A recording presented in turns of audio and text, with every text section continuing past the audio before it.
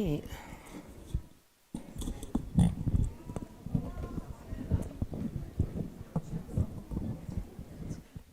Okay, I think it is. All right. Hello, everyone. I'm going to use my teacher voice. Normally it's up here, but I'm taller, so we're going to make this work. But it sounds like everyone can hear me perfectly clear, so that's awesome. Well, good evening again. Happy Black History Month. Yes, definitely want to acknowledge the month. My name is India Williams, and I am one of the trustees for the Kansas City Public Library. And I am excited and a proud educator and a native of Kansas City, Missouri. Go Chiefs, right? When the mayor called me in 2020 about the board opportunity, I got just as excited as I did when my mom gave me the green light to ride the metro to the library all by myself when I was in middle school, right? So I was really excited. If you don't believe me, my grandmother is in the stand here, and she knows I was super excited. Do they even call it the metro anymore? I think it's KCATA. Now I'm dating myself, right? The point is that the library has always been a safe and fun space for me, and I am excited to serve and be a part of the library family. As you can imagine, it is my honor to welcome you to the Kansas City Library for the first event in a 4-part series on people, organizations, and enterprises, making the Kansas City business landscape more inclusive. Thank you to everyone joining us at the beautiful Plaza Library this evening and everyone at home.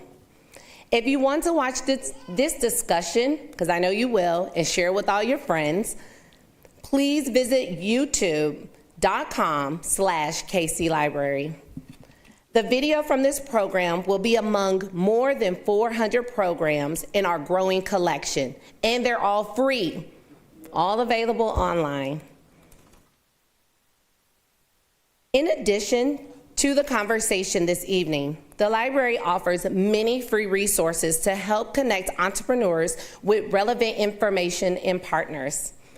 If you are looking for a free writing business plan or help with writing a business plan, enhancing your marketing, developing your staff, or conducting industry research, make a free one-on-one appointment at kclibrary.org/community-reference.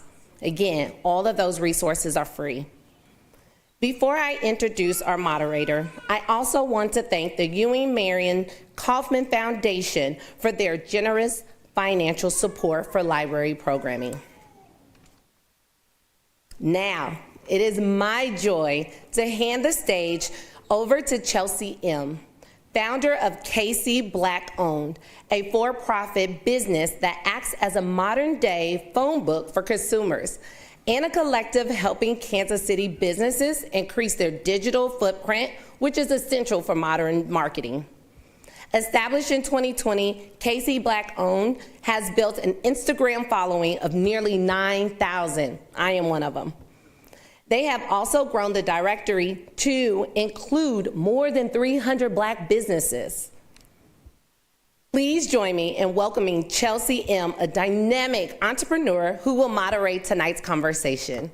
Chelsey? Thank you. You're welcome. I was in the back like, we ready? Okay. Hi, everyone. Thank you all for joining us today, and thank you, India, for that beautiful introduction. I want to first say thank you to the Kansas City Library for inviting me to moderate this evening. I hope to make it invigorating and energetic for you and all the lovely children that are here. This is the first part of a 4-part series where we'll have different discussions centering around minority-owned business ventures and organizations that help provide innovative funding and commercial collectives that are changing Kansas City's business landscape for the better. Woohoo! This is important work. You agree? Yes, this is important work. Did you know that Kansas City was ranked 8th for worst city for diversity and entrepreneurship in 2016? I heard one wow. Yes. A Census Bureau survey of entrepreneurs in the 50 largest cities in the U.S. revealed that 9%, for those of you taking notes, of new businesses were minority owned. So that makes the national average well below the 17.5%. So tonight we're going to talk about folks who are directly impacting this statistic. Our panelists, I can't wait for you to meet them, represent two different enterprises that share some important fundamentals. Both companies, with awesome owners, want to serve you as the consumer and customer from their brick and mortar locations, and they have missions that make a community impact. Are you ready to meet them? Yes, okay. So please join me in welcoming our panelists to the stage. First up, we have our local musician and part owner of Vine Street Brewing, Mr. Kemet Coleman. Woohoo! Okay. Then we have sisters and co-owners of the Midtown bookstore, Bliss Books and Wine, La'Nesha Frazier and Lene Robinson. Woo! Okay, here we go. All right. Oh, my microphone's working just pleasantly. Thank you all for being here today. I have my handy dandy notebook for those of you that used to watch Blue's Clues. So yes, I'm Chelsey. A little bit about me. I used to be an elementary school teacher, so this feels like story time. This feels like, we have some visitors here with us today. The conversation will be very fluid, some laughter, as you can tell already. Jump in whenever you want to elaborate or add more evidence or commentary behind that. But let's just start off first with, what was the gap in the market that either of you saw? Who was your customer that you imagined as you began to develop your business models and proposals? Who would like to take that first? Volunteer or voluntold? All right, yeah, I'll take that. So when I looked at the brewing industry, if you look at it, if you Google it, you can see the amount of Black-owned breweries in the United States, and it's less than 1%. I was serendipitously introduced to the craft beer industry in 2013 when I worked at Boulevard Brewing Company, and just needed to find some, more stable income as a musician here in Kansas City. Thought it was a great opportunity. So when I got there, I realized, wow, there's not a ton of diversity here. And I thought that there was a lot of opportunity because I know that, I grew up with a family that is from St. Louis, and I know Budweiser had a pretty much a strong hold on what they drank and as far as beer was concerned. So I knew that African Americans actually liked craft beer, and then I realized that Africans invented beer. So it came full circle for me. And I like that word you use, serendipity. Serendipity. Yes. Big words. Sisters, Lene or La'Nesha, would you like to add? How we constructed our business plan and who we were gearing for were someone like us. Bliss Books and Wine became what it was out of need. I desperately needed a place to go to unwind and relax and read a book and kind of get away from the world. And so I found out that multiple people needed to do the same thing. And so we kind of geared it towards people like us who like to read and enjoy a glass of wine and just kind of relax. We did notice at that time that it was not a lot of Black-owned bookstores here in Kansas City. It was one, Willis Bookstore. But that was it at the time. And so we wanted to leave a legacy for our kids. Our kids love to read. And so we wanted to have a space for them so they could feel comfortable and to carry it on with us one day. I like that. Same thing she said. Yep. I am my target audience, so. And there are more people like me. Yay! Yeah. And I like what you said because when KC Black-Owned was started, we started in the midst of COVID-19, of course, but also identifying what is the gap in the market. What area could we fulfill? So with that, how has COVID-19 impacted kind of maybe where you were and now you're in the, a brick and mortar stage? So how has COVID-19, I think that's kind of the question of where we all are. How has it, driven you? What challenges has it posed, and how have you overcome them? I'll go. Initially, I thought it was a death blow because we started our business in 2019. We were holding pop-ups around the city. We had a good, 3 events under our belt, and we were gearing for our 4th one, and then COVID hit. We were like, this gathering place doesn't work if we can't gather. What do we do now? And we were kind of bouncing ideas around, and I was like, let's just try moving everything online. We'll pivot a little bit, see if we can connect everyone virtually, since everyone's stuck in the house, they have nothing to do. And it took off because people were looking to communicate with each other. So we started holding online events, book clubs, author events, writing workshops, Paint and sips, wine tastings virtually. So even though COVID-19 has been a bad thing globally, I think it allowed a lot of businesses to think outside of the box and bring in different streams of revenue and different ways of approaching things. So for us, it's been a good thing. We found a greater community outside of just Kansas City. We have people all across the country that tune into our events and are excited about our openings. So it turned out to be a blessing for us. Oh, I agree. Yeah, and I would just add to that, just on Vine Street Brewing side, I mean, we kind of came out as a result of the pandemic a little bit. You know, we all had time to reflect on what our life was and what it could be. And so for me, it was definitely a moment where I had, a couple years to really think about things and slow down for the first time ever in at least my life, but definitely in human history for the last 100 years or so, to be able to slow down and actually understand what we can have as an impact and how we want to mold the future of our lives. So for us, it played a pretty big role. I don't know if it would have happened without the pandemic and us saying, let's do something crazy, and in the meantime, let's make history and let's make good beer and let's bring people together. And that word crazy, it is a crazy ride. I don't know, what you all do, if any of you out here are entrepreneurs or future entrepreneurs. When you become an entrepreneur, you give up sleep.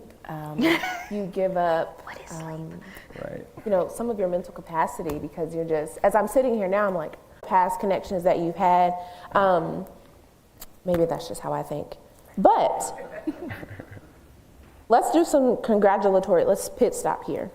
February 17 is a grand day for yes? Yeah. Yes. The 18th is going to be the grand one. 18th is the grand opening. At 3502 Gillum. Their brick and mortar will be open. We got to clap for that. Woo! Finally! And then for Mr. Coleman. We're looking at, we're sometime in March, That's good. That's great. Exactly. Okay. Yeah. So talk to us about kind of the importance of, you said, I was able to stop and think and just slow it down. Yeah.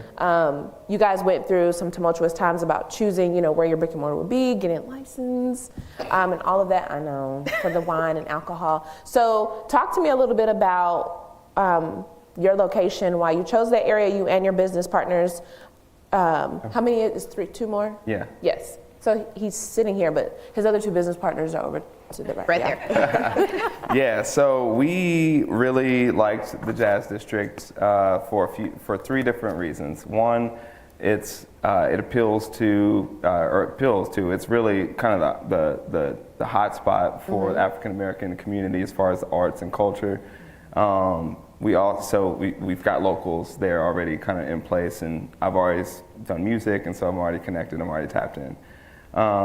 We also realized that there's a large segment of Kansas City that knows about the Jazz District, but has only been once, or maybe been in the Jazz Museum, or maybe the Negro Leagues, and hasn't gone back. So they're almost a visitor at that point. We also have tourists that come to Kansas City trying to better understand what makes Kansas City famous. And so with those 3 kind of convergences of opportunities, as well as, mostly opportunity, just being able to leverage those 3 pretty significant traffic sources, if you will, made it a pretty awesome destination. Yes. On top of the fact that it is, on Kansas City's most famous street. Also, the birth or where Kansas City or just jazz music grew up. So we really like the idea of leveraging 18th and Vine, you know, from a business perspective, but also we really wanted, we value the opportunity to be a part of that community as well. And so from a real estate perspective, to me, it was kind of a no-brainer. Our particular space in general was a pretty monumental endeavor, just based, you know, on the fact that it was 150 years old and abandoned for 40 years. So we're literally bringing a building back from the dead. And with that comes delays, and then when the pandemic, you know, set things back as far as like supply chain issues and things that were readily accessible before the pandemic that weren't, or either that or 8 times the price. So there's a lot of things that were wrapped in, but ultimately we think that we chose the right destination. Yes, the space is beautiful. I can't wait for you all to see it. I probably shouldn't have been in there. I didn't have on a hard hat, but I saw it. Oh, it's fine. Hey, that's cool. I'm glad you saw it. And what about you ladies over here on Gill? What was the question? Oh yeah. So the reason why you chose your space, what does it mean to you? What are you hoping it draws in? So we looked at a couple different areas. Like I said, we were looking for a space prior to the pandemic, and we kind of found a solid place, and we were just like, oh yeah, this is great. And then the pandemic hit, and they were just like, you're gonna sign? And I'm like, no. Yeah. No, the world's shutting down. I'm not signing my name on this lease. And so it was fine. We started looking at other places. That place is actually still empty, actually, to this day. But after the pandemic hit, we started looking at other places, and where we are now wasn't even on our radar. Like, it wasn't even on the list of potential places for us to move. We were looking for somewhere smaller and cozier and you know, more affordable. So it was just like on a humbug. Charlie, our realtor, was just like, hey, Charlie. I love Charlie. Charlie was like, hey, let's check this place out. And we was like, all right. And we went in there, and I was just like, this is it. Like, we never had that this is it moment. Every time we looked at somewhere, it was just like, okay, we can make this work. We can, you know, we can do this, we can do that. But we walked in there, and I was just like, this is it. Like, we didn't have to do anything to it. It checked all the boxes. It checked every single boxes. So it was meant to be on that front. And so we just figured out a way to make it work. And then we have it. So I love the location. I love the people. I love that we're right next door to a coffee shop.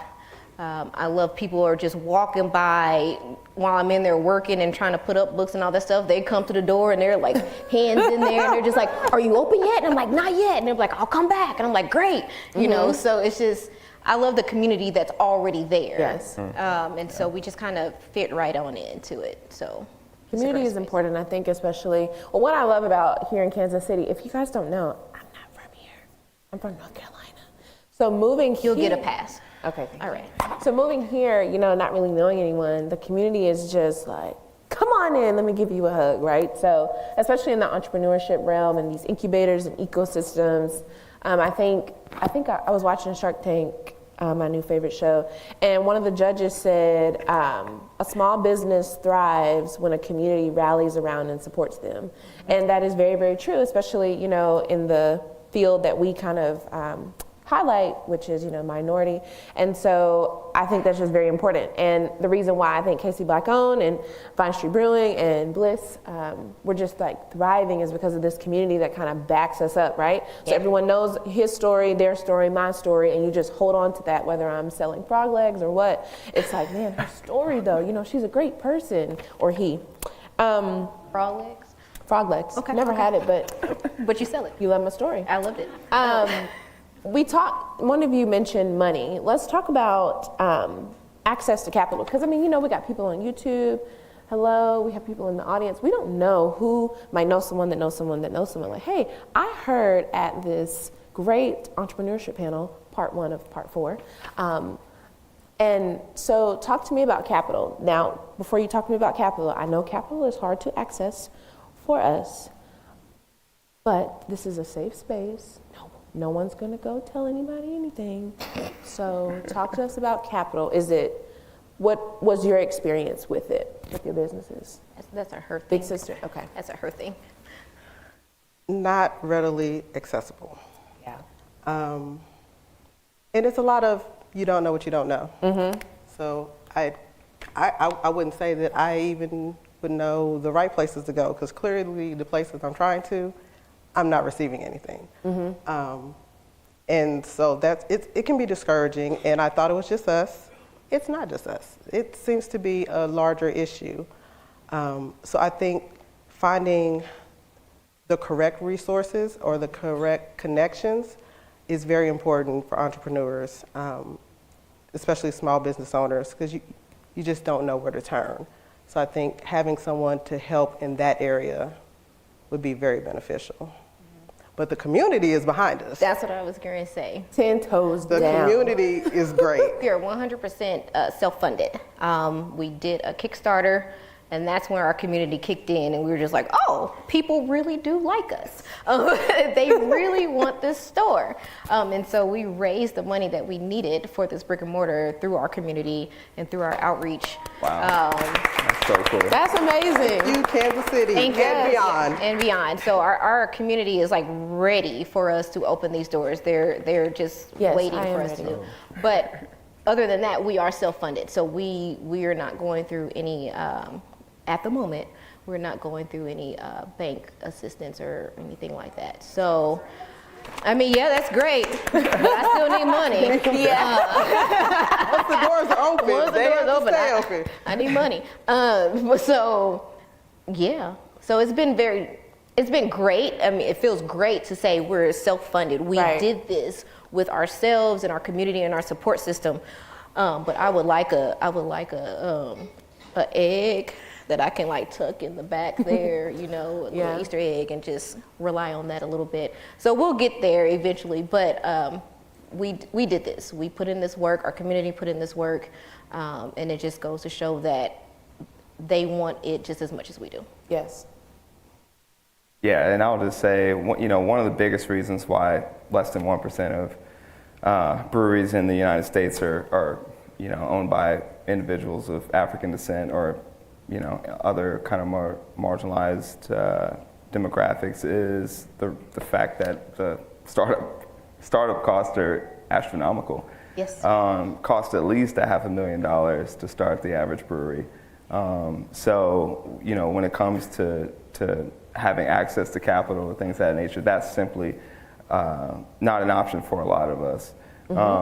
So, you know, how we got strategic about that is, you know, I've been networking since high school out in these streets of KC, you know, on both sides of truth. And so, you know, when it comes to, you know, how we set everything up, you know, we essentially were able to put our little pennies in a little pot, and then took that to the bank, and they let us, you know, take a little bit out. And then, you know, as far as our equipment, a lot of that is more of a lease-to-own situation. So a lot of what I encourage a lot of, you know, other potentially minority groups that want to get into the brewing industry, you can just start a brewing brand and just find other places to use their equipment and just do what's called contract brewing. You know, technically we could do that, and without, you know, the margins are not as good, but technically, you know, your overhead is much less and your liabilities are much lower. So, at any rate, yeah. So, you know, I would say we've been blessed just by my access to individuals that can help us along the way, especially when it comes to Enterprise Bank. A little shout out to you guys. But you know, I will say it is insane the amount of cost, because we're dealing with manufacturing. We're dealing with you know, things heavy, you know, industrial materials and things to get us to a point where we can even make the product. So it's a huge struggle, and one that, you know, this is definitely my third or fourth time trying to start a brewery. So one that I've had to deal with every time I tried to do it, for sure. Don't you just feel it in your, I did. I said, in your belly, like, whew. With that, let's talk about how this might affect our families. You know, like we have children, we have spouses, partners. How do we manage all of this with them? I mean, I'm looking for my little baby. I don't see him anywhere, but I think they've stepped out. So how do we do this with everything we just presented that made everybody say, Ooh. But we get up and like, all right, here we go, another day. What keeps you guys going? And ladies? What keeps us going? Well, what keeps me going is the why. So This was my dream baby. So I've had this dream for quite some time, to the point where my sister and my husband was just like, oh my God, enough, start it. Like, so they were tired of my stuff. So, so I just have to remember why I did it in the first place. And they knew that if I didn't do it, that I would die a slow death, apparently. That's hilarious. And then they would have to hear about it like all the way to the grave. Oh my God, I didn't start a bookstore. So that's what gets me through remembering the why on the hard times. The family support and the spousal support is everything. So it's almost like you have to have a come to Jesus moment and just be like, hey guys, you know, this is going to take a lot. You know, are you guys rocking with me or not? So the kids understand. They know that I have a business. I try to explain to them about the business, the ups and the downs. Like, if you want to take this over from me one day, these are the types of things you're going to have to deal with, you know? And so that has inspired them to try to start their own little side business. One's making slime and doing all kinds of stuff and like pushing it to her people. Like, and so it's a way of life now. Everybody knows. My husband also has a business, so it's not like it's a foreign concept. So we just know that it's just going to take a lot. Like, so he is telling me at the moment, he was like, you're going to be gone a lot more than what you think. And I'm like, no, the store is going to be. He was like, you're going to be gone a lot more than what you think. And so he's just trying to prepare me for that, and to know that I'm going to be taken away from my family once the store is up and running.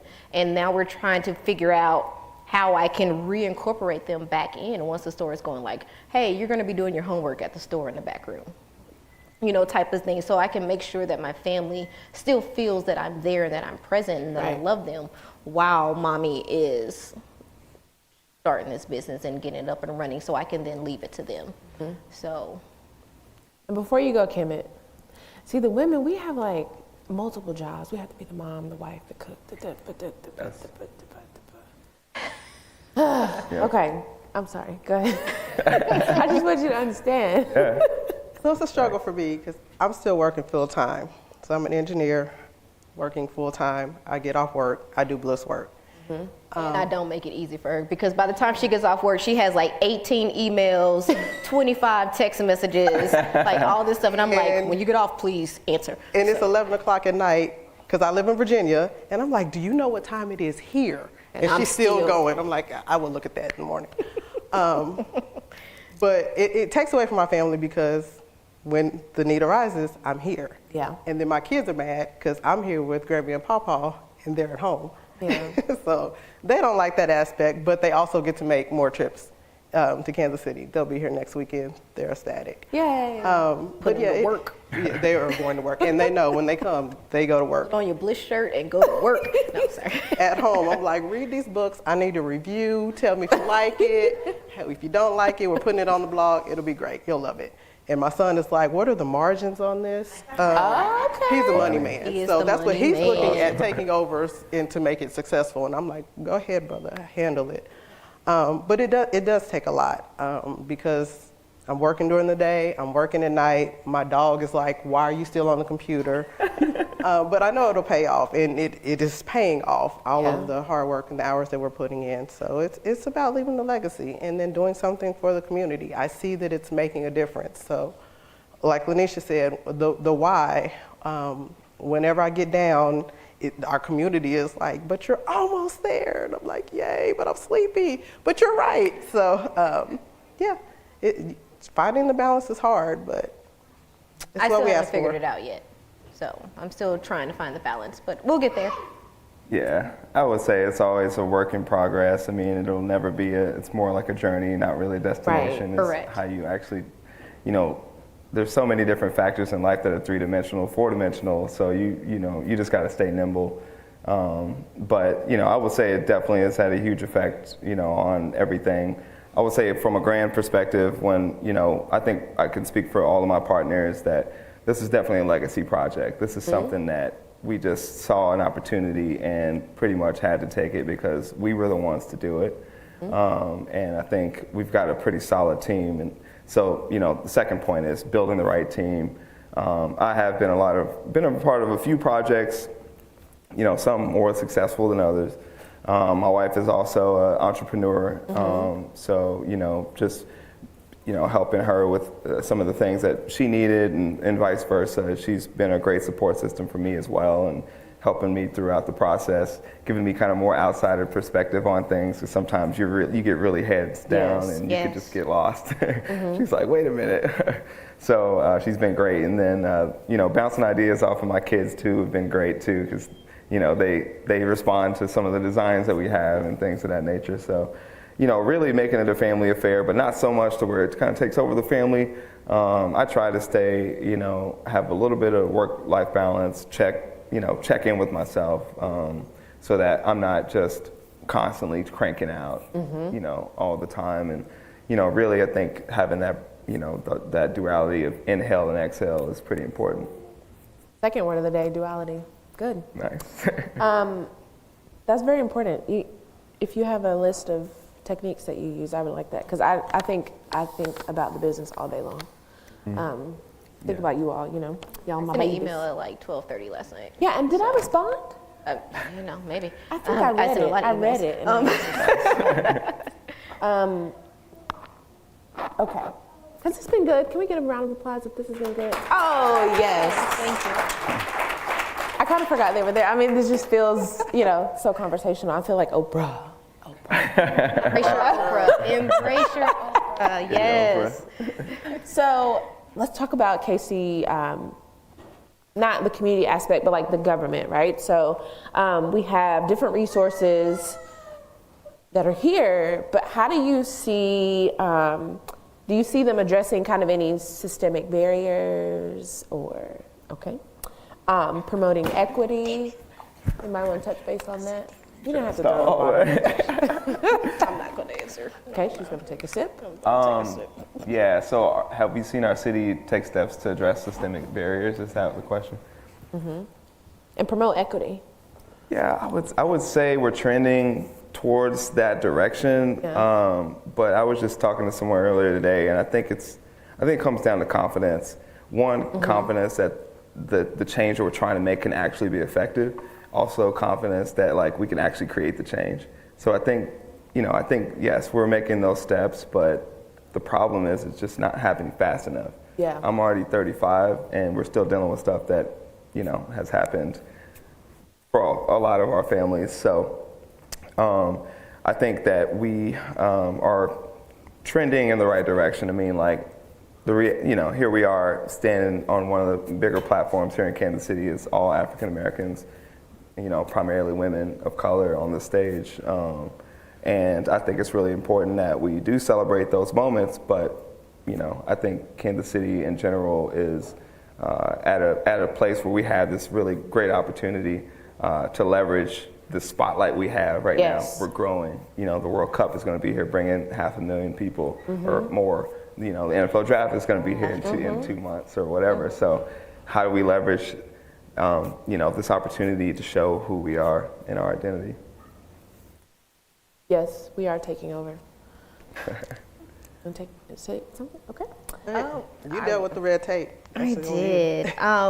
Something that you said having the courage to do it. That was major. So we had a very hard time getting our liquor license. So it took over a year to do so, and it was just basically based off of some outdated ordinances that was going on. And so when they first sent the letter, it was just like, no, that's what I read. I don't know if that's exactly what it said, but to me it just said no. And I was just like, what do you mean no? as a kid, no was really not in my vocabulary. I'm going to figure this out. I got to figure out how to work around it. And so I talked to a lot of people, and they were just like, the only way that you can, and I was just like, hold my wine, because you already gave me an outlet on that when you said the only way. All right, let's go. So I did what I needed to do. I made the connections, I made the contacts, and I'm in City Hall in their face like all the time. When we had the Yes, we had a pop-up. a pop-up twice there, and everybody's coming to the booth, and they're just like, hi, and I'm like, they was like, this is great. I said, give me a liquor license. Like, every person I met at City Hall, they were just like, this is awesome, give me a liquor license. Like, and so, like, I was like, it would be awesome if you would give me a liquor license, you know, type of thing. So every time that I ran into somebody, I just kind of had the courage to like, hey, I need a liquor license. This is why. And I just wanted to, I didn't want to, but I imagined so many people that got that no letter and then they stopped. Yes. And so they didn't move forward with their dream because they just immediately got that hard no.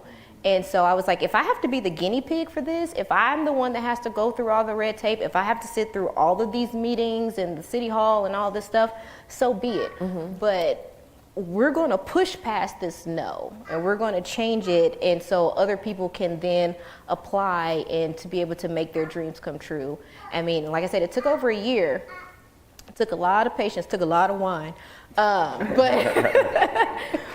you know, they ended up changing the ordinance, and so now it's easier for entrepreneurs to follow their dreams. And that was one of my standing points. I was just like, you guys are saying that Kansas City is for entrepreneurs. Right. You're saying Kansas City is for startup, but you're making it so hard for those same entrepreneurs to do it, to do anything. You're telling us no in every step. So you can't say one thing and then block us. Like, it just doesn't go. So you guys are going to have to, we're going to have to come to an agreement. We're going to have to come to a compromise. And here we are, you know, a year and a half later, we finally got the liquor license. I'm looking at certain places that are able to get liquor license now. It was like a flower shop that wanted to sell bottles of wine. They couldn't do it. You know, they told them no. And it was just like, so now all of these people are going to have the opportunity to further their business, to become entrepreneurs and to follow their dreams. So that really spoke to me when you said you need to have the courage to do it. And I stood on that, and I had the support of everybody around me to do so. So, Courage. That's I wrote huge. courage down. What'd you say, Kemet? Oh, I just said that's huge because we also got a no letter, and it was pretty much, yeah, we're doing this. So that no doesn't mean no. Nothing. Yeah. When you gave me the only way, pen and paper, the only way is to what? Oh, got it, done. Right, So it was just, yeah, you just got to know how to maneuver. And I think that was the holdup, is the people who got the no, they didn't know what the next step was. Right. They just thought that was just the no, and then they Yeah. just stopped. And it was just like, oh no, I'm going to wiggle around here. I'm going to be in council members' emails and in their face, and we're just going to, we're going to push through this. So. Wonderful. That's why you were so busy at the pop-ups. Just talking. I was talking to every council member that went through that. They even said it in the hearing to change the ordinance. They were just like, I did the petition and all this stuff, and I'm sitting in City Hall, and they were just like, and I'm telling them about my business, and they go, this sounds amazing. Council members, this sounds amazing. I said, it would, wouldn't it, if you would give me a liquor license? Like, this doesn't make any sense. And they was like, well, did you bring wine? And I go, did you give me a liquor license? Like, Liquor license to bring the wine. I can't bring wine if you don't give me a liquor license. And they were just like, oh, like it just didn't click until that moment for them. So, yeah. Wow. So as you can see, we have some microphones up. If you have some questions that are generating that you just, I gotta know this, for any of the members up here, we can get those for you. And I have my phone, I'm not texting, but I'm getting the questions from our YouTube audience to ask as well. So hope you have enough water. Just as we get to these questions, the question portion of our evening in part one of part 4, if you could just tell us one thing that you wish you would have known where you are now that you didn't know when you started, for all our young ones and people out here in the audience, what would that be? Oh, go ahead. No, go ahead. I was just gonna say that to keep in mind that your budget, you have to account for all the incidentals and the things that you would never think that you had to do and work into it. So whatever you plan for, put some cushion in it. 'Cause things pop up. Well, I mean, even to speak on that, the year and a half battle with the liquor license, we had to pay a lawyer for that. That's not in Attorney your fees, it yeah, was that's not. not in your business plan, right? That's not factored into that. So it's just that from itself right there. It blows it. Expect the unexpected, and things will not go according to your plan Right. at all. So just be flexible. Things happen. Pandemics hit. Just gotta work it out. Yeah, just make sure. I mean, I would just say make sure you're passionate about it, because you will, find those hurdles that you have to go through. So, if I were to tell, someone trying to come up, or a younger individual, definitely, like, if you're passionate about it, go for it. Make sure you are, though, because it's not pretty out here. When you're it might seem like it, but behind the scenes, because you gotta present. Yes, but behind the we scenes, are presenting. there are some things, that definitely keep you down and can defeat you if you let it. So if you don't have that innate burning desire to get it done, or to make it happen, or it's not something that you're truly passionate about, I would say find an easier gig. Yeah, Because it's not easy. it's not. And you use the word gig because you're a musician. Exactly. No one asked me, but I'm going to respond. I would say make sure that you connect with community. Yes. Different women-led organizations, or focused on just who you resonate with most. First moving here, didn't really know anybody, so I was like, oh, I have to find something like. So you think about like Casey Chamber, which is too expensive, but we're working on that, Casey Chamber. But you just want to find ways to connect with other entrepreneurs, because the things that I'm going through, they may have overcome them or have, some strategic tips for me. So that's kind of what I say, is find a community and talk, ask questions, like you all are about to do right now. Okay, you ready? You have a question, sir? How are we doing questions? Where's Jennifer? Oh, we're good? Okay. Yes. Okay, thanks for coming tonight. I was the mailman down in the early 90s between 20th, 27th, Truth to Woodland. And the only three things that people remember from there is the skating rink, Blankenship, and the Black Archives, and the Carver Hotel. And I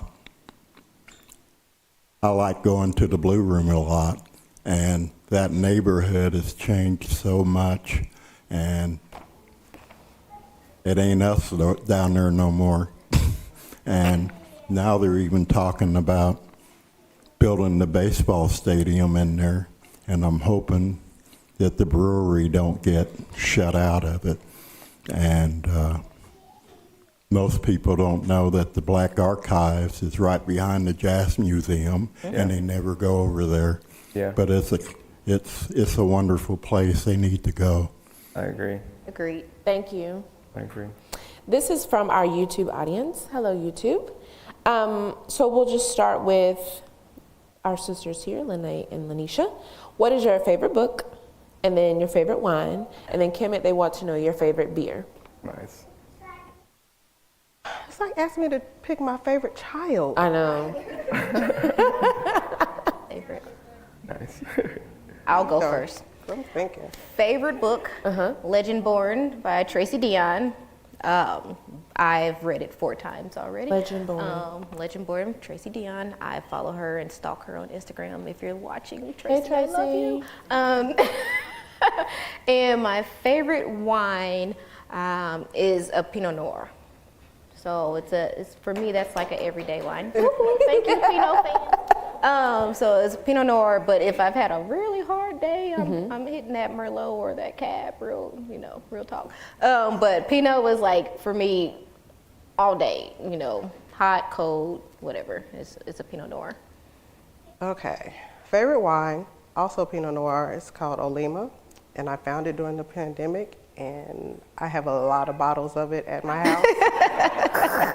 When my sister checks and emails me all day long, I go and grab a glass or 2 or 3. Good, because I have a glass while I'm texting and emailing you too. There you go. I'm going to cheat a little bit on the first, or on my favorite book. Okay. I will read anything that Beverly Jenkins puts out. She's a romance novelist, and I think I've read everything she's ever written, and her books kind of made me fall in love with reading. I shouldn't have been reading them when I did, but yeah. So she really does love Beverly Jenkins. So we did a paint and sip with Beverly Jenkins. So we got to paint one of her cover of her books. And so we were doing that, and we put on the event, and she came on. And so like we fangirled out. We was like, oh my God, Beverly Jenkins is on here. And Look at my bookshelf. And so like, yeah, it was great. So she's an amazing person. She's a person, you put your idols on like this pedestal, but she's like a real person. It was great. And so I was just happy that my sister and my mom got to experience that because they love Beverly Jenkins. So I used to steal my mom's books. Sorry. So Tracy, they got to meet their person. I'm just saying, I'm putting it out there in the universe. What's up? Yeah, I heard that. Yeah. Okay, your favorite beer? Yeah, so I would say the style of beer that I like the most, especially when it's delicious, is a Saison. That's like my favorite style for sure. I like a lot of Belgian style ales, but on the other side of the spectrum, I also love just a crispy lager, like a Pilsner, like, some type of lager, something that's like light and refreshing, but you can have cold, a lot of them. Otherwise, I really like hazy IPAs as well. Like, I like some of the stuff that's coming out of breweries out of Colorado. Hazy IPAs are they're not as hot as they used to be, but I still like them.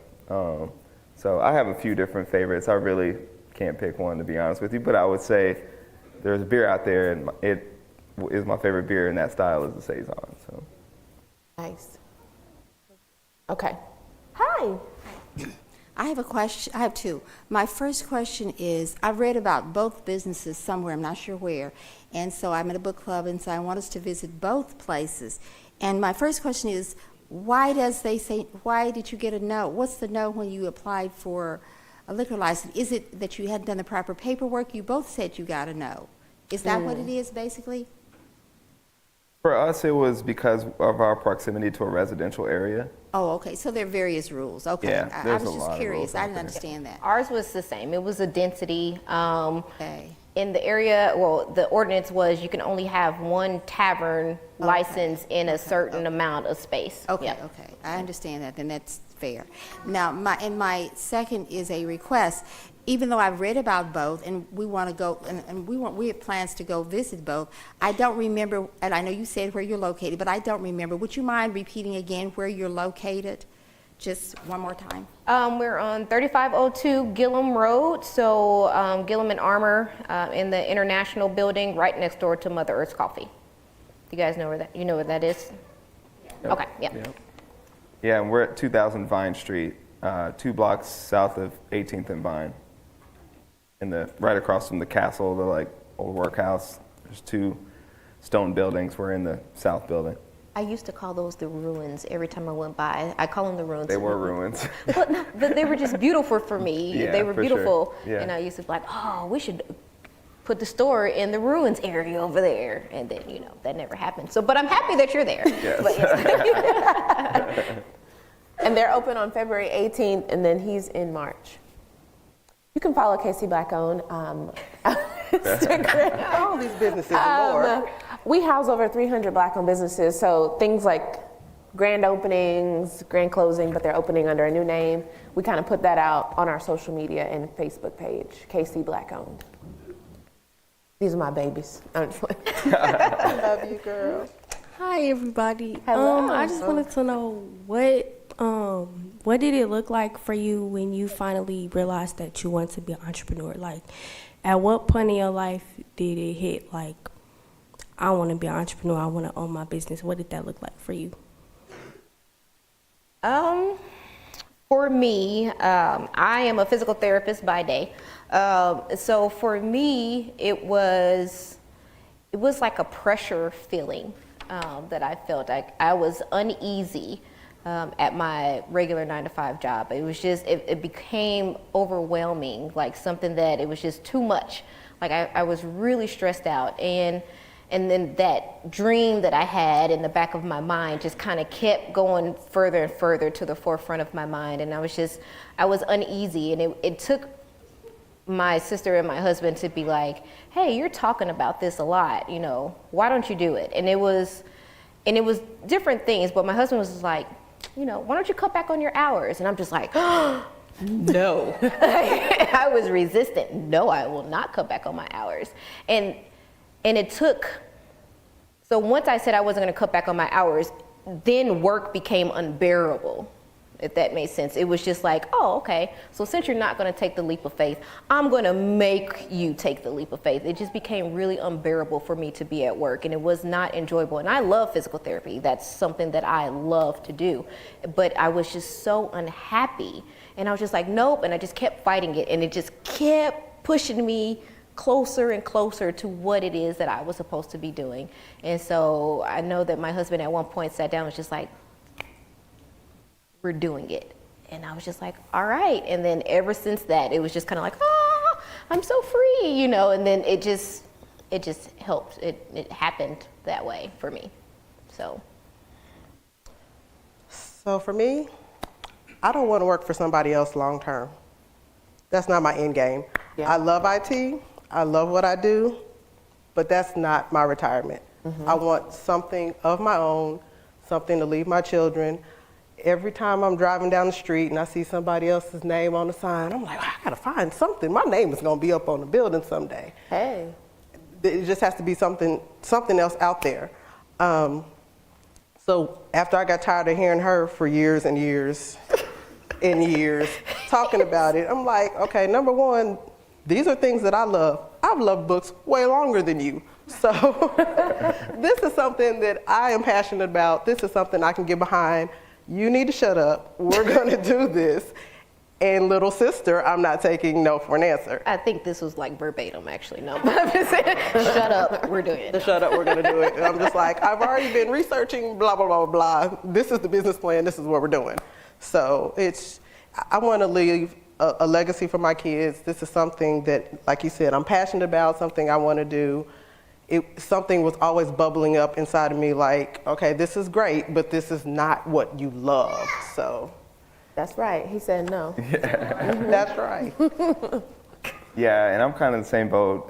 You know, legacy is a pretty big deal for me, and I think it comes top of mind for a lot of African Americans where, you know, and something that's like inheritance that you get from your elders is something that we haven't really had the benefit of enjoying, at least in this country. And so that was a big deal for me, is like, what will I leave behind? And if I'm, you know, with a company, then the chances of that are lower. I mean, sure, there could be, you know, wealth accumulated over time, but really, you know, to have a significant impact on the culture and the community here is also important to me. And so that was a big deal for me, and I think for my partners as well. Like, we're doing this because we see that this is a legacy building project, and we want to be able to inspire the next Vine Street Brewing. We want to be inspire our kids and everybody that sees us and gets inspired. So,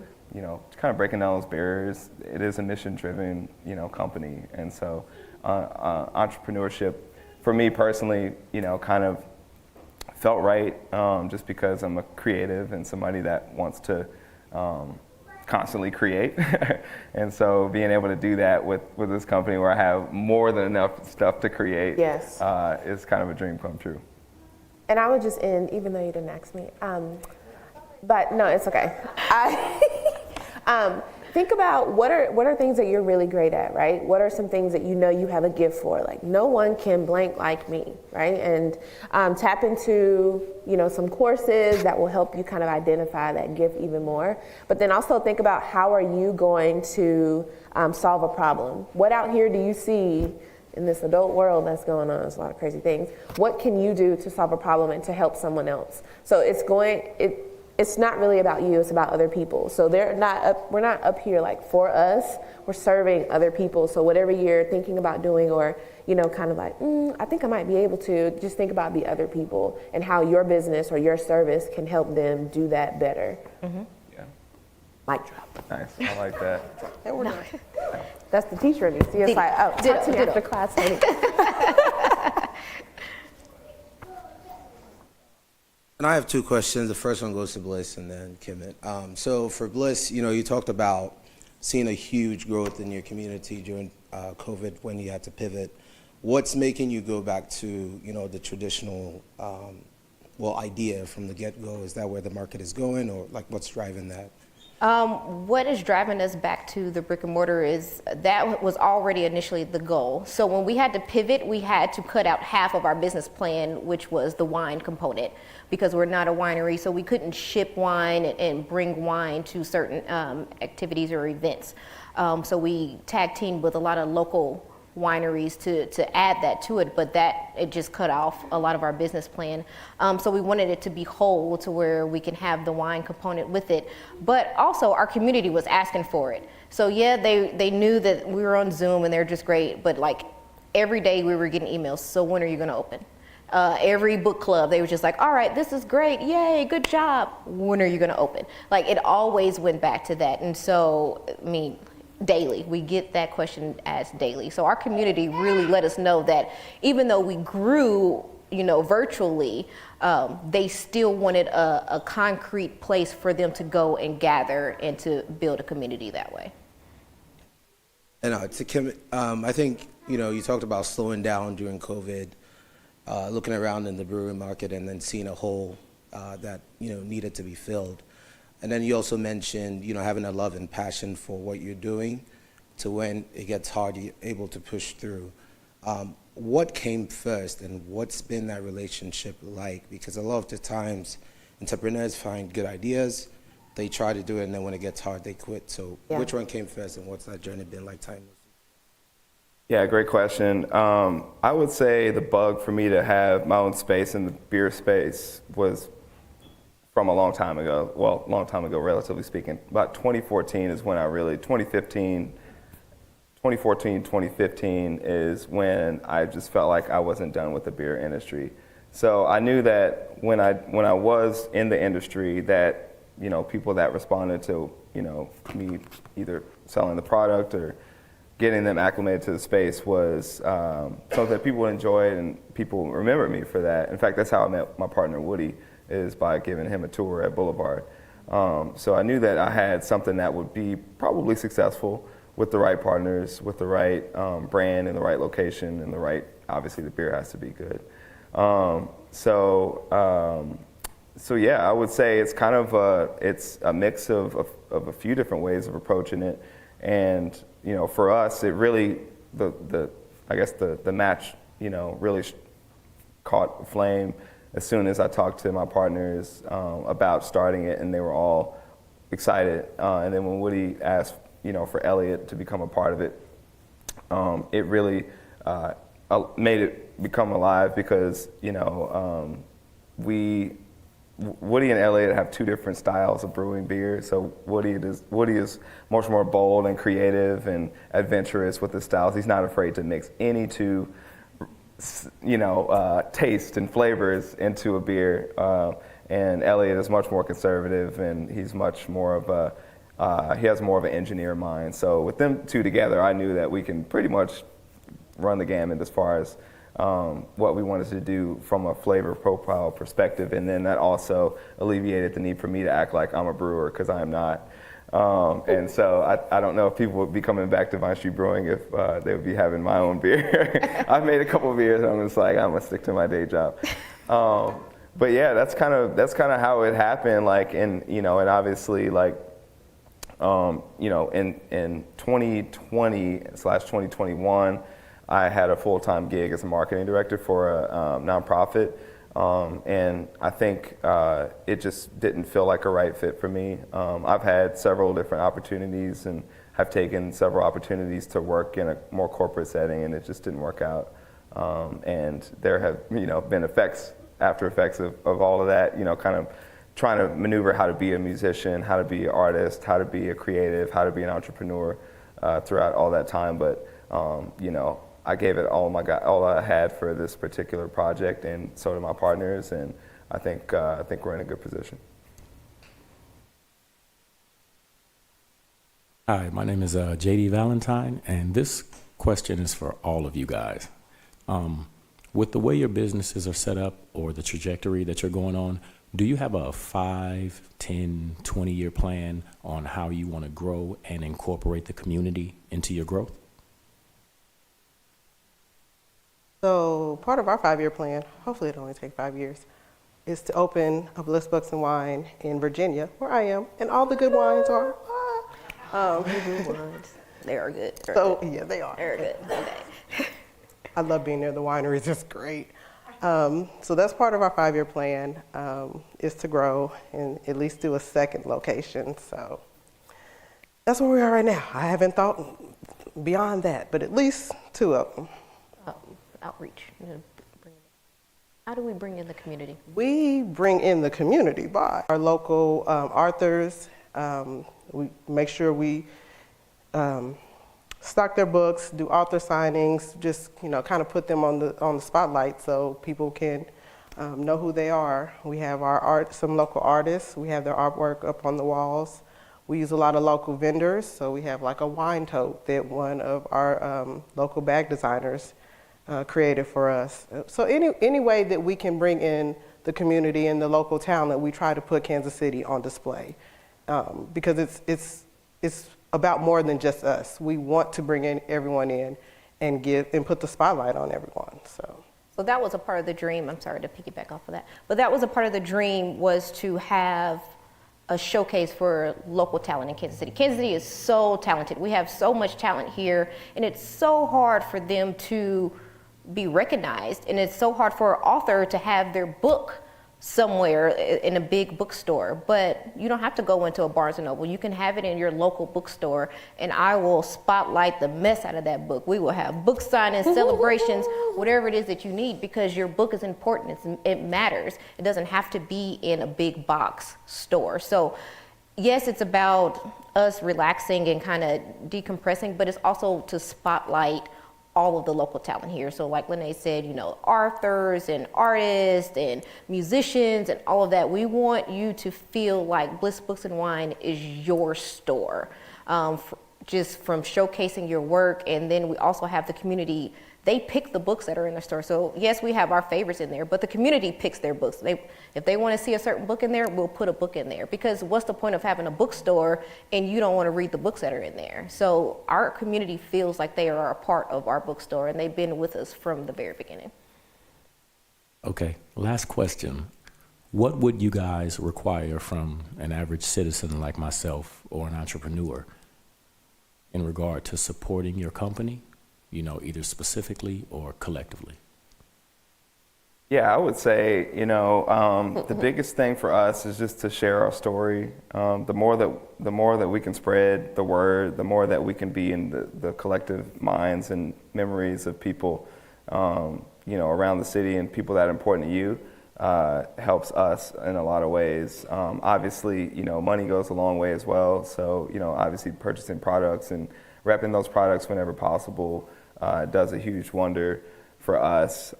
We didn't anticipate the amount of, not only publicity, but just like kind of support that we've experienced. So we definitely are making sure, to your other question, by the way, we're definitely wanting to be a conduit for the community in return. So the community supports us, we want to support them. We want to be able to have our brand be a platform for the community, for local musicians, for other folks that are trying to get into the beer industry, home brewers, things of that nature, other beverage industry professionals like these lovely individuals next to me. we're trying to embed that into the DNA of our company, and that's really important to us. Thank you, guys. Ditto. What do you Yes. say? No. And following Casey Black-Owned, because they are all connected. And we get that word out kind of in a one-stop shop. Yes. Hey, girl. Yes. So I am a senior in high school, and so me personally, I can't words can't express how much seeing this outlet is important not only to the community of color but to the younger community. So I just want to know what type of things do you guys do, or do you have plans to do to cater to young people with the mindset like me that wants to get into entrepreneurship and wants to learn more? So I have connected with Kansas City Public Schools. I used to work for Lee Summit Public Schools. Oh my God, I just told somebody about this. Okay, but so utilizing kind of the school districts to bring people in, have speakers. I'm kind of like the Lorax. I speak for the trees. So kind of bringing myself in to represent, these amazing people, but also, it's hard to get them out of their stores or get them from their 9-to-5 or from out of state. So just being creative and thinking about how we can get to you all, because you're right, you are the next generation, but I think even having interns, but just continuing to have creative conversations, because nothing has ever been done like this before. And I think Kansas City is taking the lead on that, and so people are watching us. But that's kind of something that we're doing right now to kind of take the lead. Yeah, and I would say I just want to be readily available for folks like yourself and folks of the generation under me. I think that access is pretty important. When I came up, everybody that I admired seemed like a billion miles away. But now we've got the internet, we got all the social media, we got events and stuff happening. So, just encouraging folks to feel free to tap in with us, because we're here and accessible. Another thing I want to say is, although we're an alcoholic beverage, so it's kind of hard for us to work with children. But one thing I will say is that the beer industry itself is a very rewarding industry, and we want to inspire those that don't know a career path and don't necessarily want to go to college to get into the beverage industry, especially if you can find a niche to lean into. And you don't even have to be in the alcoholic beverage industry. This opportunity in making sodas and all kinds of lemonades, things of that nature. There was I forget the kid from KCK who's killing it at High Bees right now or something. Mm-hmm. Yeah.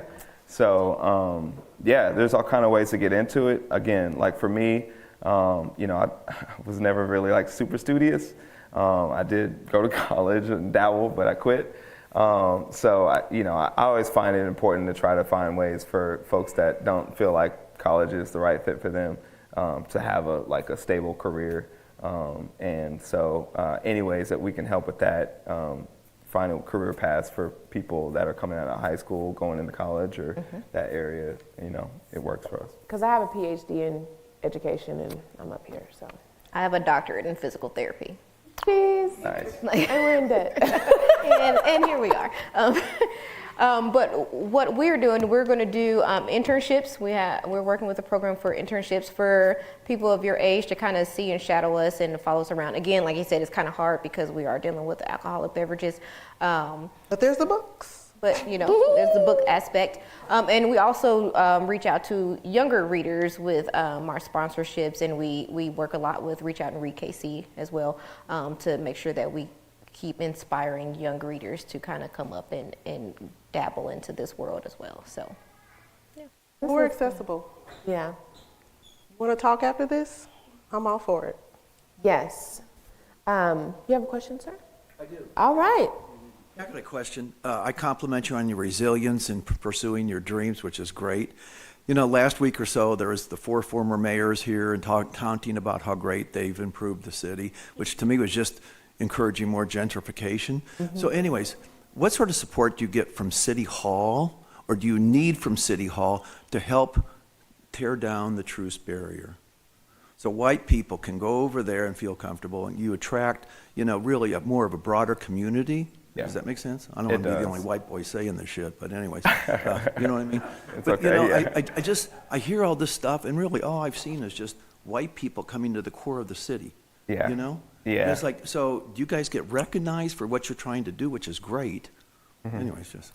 Yeah, I mean, I think when it comes to the city of Kansas City, I think they are trying to make strides to making sure that the amount of gentrification, the surplus, if you will, of gentrification does not overly affect what's happening in the inner city. I will say that we live in a country where it is set up for that to be successful, that particular occurrence to happen.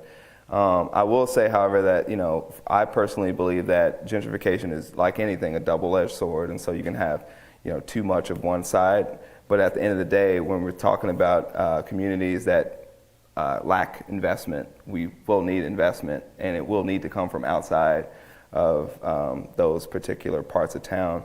I will say, as someone who wants to see the East and West connect, I would say transportation is a big way to do that. Investing in our streets that go east and west, and not just in the ones that go north and south. That makes a huge difference. Also investing in Brush Creek, and the sewers that affect all of us and that live east of Troost, where geographic racism has really taken a toll on the housing stock. I would say those east-west connections are pretty vital. I can't rely on the city to make all of those changes. I think we need, obviously, we need support from the private sector as well. But gentrification is something we're going to have to wrestle with. We're going to have to get comfortable and uncomfortable with that word, because we will need outside capital, but we also need to make sure that we got to walk and chew gum. So those folks that have been long-standing citizens, that have been waiting for their chance to come online, are also supported, not kicked out. I do think we have a lot of density, issues rather. We've got a lot of land. We could fit 3 San Franciscos in the Kansas City proper. So there's a lot of land to go around. However, we definitely need to make sure that our neighborhoods are strengthened, and our neighborhoods are strengthened in a way that fosters that diversity, and also fosters those long-term citizens and residents that have been there for a long time to have access to a new level of excitement, making sure that people are excited when these new projects come around. That's something I'm very sensitive to. I want to make sure that Vine Street Brewing is something that doesn't, cause an allergic reaction to the neighborhood, whereas I think a lot of projects you're talking about can cause allergic reactions, and that's because they come in like a dandelion. They don't come in at the ground level. So that's what's happening. And money is power, and so how do you get the money to help develop those areas? I mean, we've had other talks here before with like Brooklyn, what they did with Brooklyn, Yeah. and it was down by the city hall, to the bigwigs, and Yeah. I won't get into my issue with the city hall, but anyways, it's all big money. So Right. how do you get the money to actually help? Yeah. Where it needs to be, and I want to travel, I want to go over to your neighborhoods and feel safe. And We've shit. got to directly address the systemic issues that are affecting this city head on. And kind of my confidence comment earlier is those bigwigs, if you will, need to also have the confidence that their dollars will create the change that's necessary. We also need to have the confidence to speeden up and expedite that process. I promise I'm not running for mayor or anything, but we have to make sure that those things are accounted for, because at the end of the day, if a development project is there to, the development process is, buy cheaper land, create the value, hold it for as kind of gets at that peak, either hold it and rent it or sell it. And so we have to be really careful how we treat every single project. So does City Hall know you guys exist? I would They know say I they know exist. we exist, yeah. No, I was there all the time. Great. Okay. Good work. Thank you. Hey, that was good. Let's give a round of applause. We've been talking so long, we went over the time. Oh, so here are some things. This was part 1 of part 4. Part 2 will come sometime in May, so be looking out for that. Bliss Books and Wine, they have some items for you to shop and look at tonight. You didn't bring any beer? No. Not yet. If you have questions for us afterwards, feel free to come up, question us to death. But thank you all so much, and thank you again to Kansas City Library and to Kaufman. Thank you so much for having us tonight. See ya. Guys.